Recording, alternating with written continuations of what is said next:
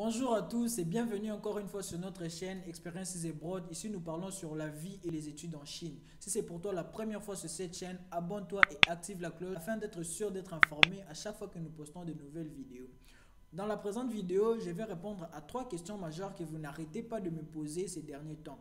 La première question, ça sera en rapport avec vos business pour ceux qui font de business en Chine. La deuxième question, c'est en rapport avec la sortie des lettres d'inscription pour la rentrée académique du mois de mars. Vous savez qu'on a passé 3 mois en train de vous donner des opportunités. Certains ont postulé, d'autres ont postulé avec moi et d'autres avec d'autres agences. Mais maintenant, la question est de savoir quand est-ce que les lettres sortent parce qu'apparemment, ça met du temps. Et la troisième question, ça sera en rapport avec les retours en Chine.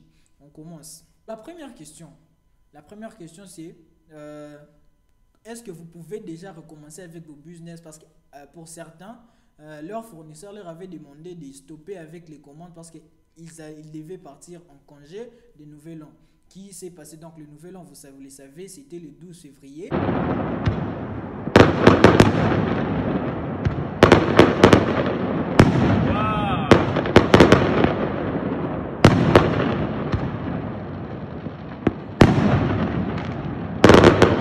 Et pendant ce temps-là, les commerçants et les fournisseurs en Chine ne travaillaient pas, donc ils avaient stoppé. Et je crois dernièrement, j'ai reçu au moins 3 à 4 personnes qui m'ont posé des questions à savoir si déjà ils pouvaient déjà recommencer à acheter les objets en Chine. Mais aujourd'hui, je vais vous informer que les vacances sont terminées. Toutes les activités ont repris en Chine, même vos commerçants, je crois que pour certains aussi, ils vous ont déjà rappelé, ils vous ont déjà donné la notification pour vous dire que vous pouvez déjà recommencer vos activités, acheter et envoyer des colis de la Chine à l'étranger, de la Chine dans n'importe quel pays à l'étranger, soit par plusieurs agences. Ça s'est fait soit par DHL, FedEx et d'autres agences seulement, il y en a plein.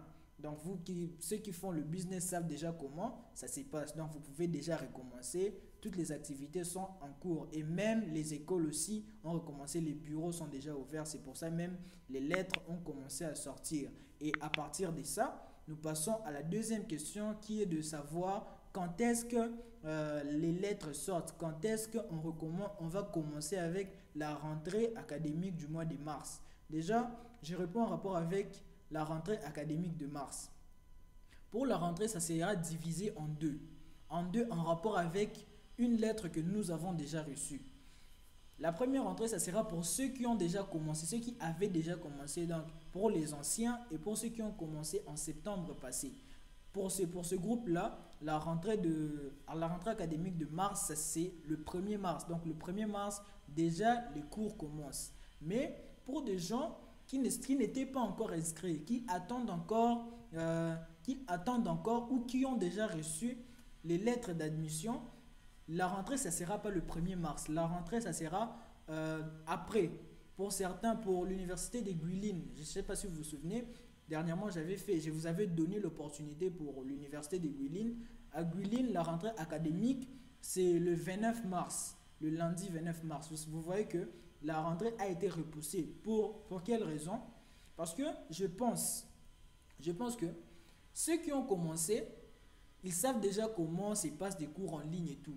Ils savent comment ça se présente. Maintenant, et pour ceux qui vont commencer, je pense qu'ils prennent du temps pour essayer d'évaluer les points positifs et les points négatifs, les avantages et inconvénients des cours en ligne, comment ils peuvent améliorer les conditions pour que les nouveaux puissent s'y habituer plus facilement. C'est pour ça que ça met du temps et vers la fin du mois de mars, comme déjà à Guilin, le 29 mars, les cours commencent. C'est pour ça même certaines lettres prennent du temps. Je pense qu'ils sont occupés à faire deux choses. Essayer d'améliorer comment vont s'organiser les cours en ligne et aussi, en même temps, gérer vos dossiers, vous transférer les lettres.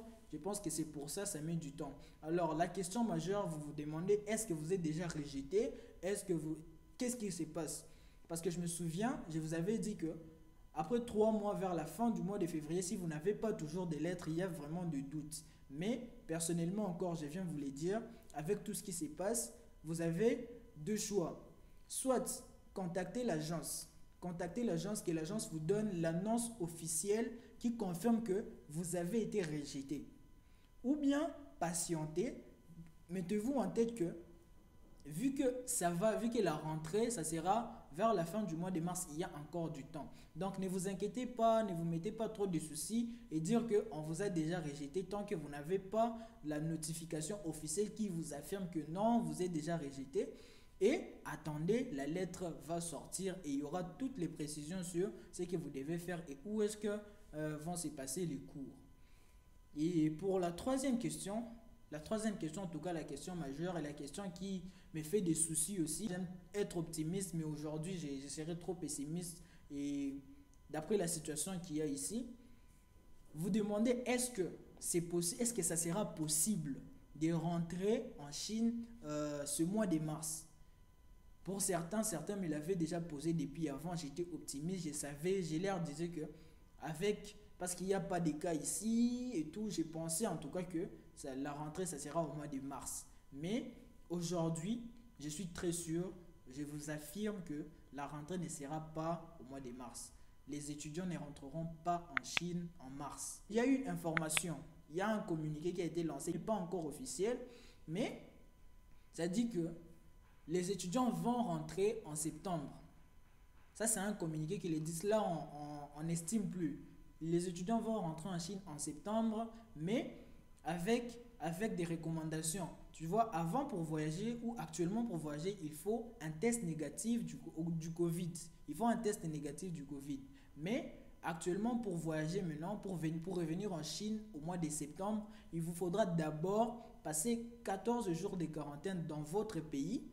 Après les 14 jours maintenant, quand vous finissez votre quarantaine, maintenant vous partez faire le test du Covid. Donc, vous allez présenter un document qui affirme que vous étiez en quarantaine pendant 14 jours et aussi présenter que vous êtes négatif au Covid. Maintenant, l'ambassade de la Chine va vous donner le visa pour voyager directement. Parce que si les visas de la Chine, ça ne met pas du temps. Dès que vous avez tous les documents qu'ils demandent, c'est juste 5 jours, on vous donne directement les visas. Voilà, ce sont les réponses en tout cas pour les 3 questions qui reviennent tout le temps ces derniers temps. Donc pour être bref, pour ceux qui veulent ou ceux qui font du business en ligne, Chine et l'étranger et votre pays d'origine, vous pouvez déjà recommencer.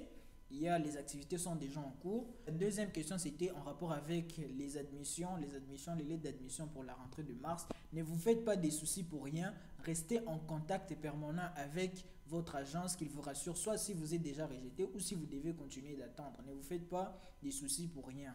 Et la troisième information, c'est en rapport avec les retours en Chine. C'est vrai, on a été patient. Je vous recommande encore de rester patient, de persévérer. C'est très rassurant. L'information que j'ai reçue est très rassurante. C'est un communiqué qui n'est pas encore officiel, mais c'est déjà quand vous recevez le communiqué, pareil, c'est que il y a quelque chose qui s'est fait dans le fond. Donc, les retours, c'est au mois de septembre, vous allez venir en Chine. Donc, j'espère que ceux qui ont posé des questions, ils ont de clarté.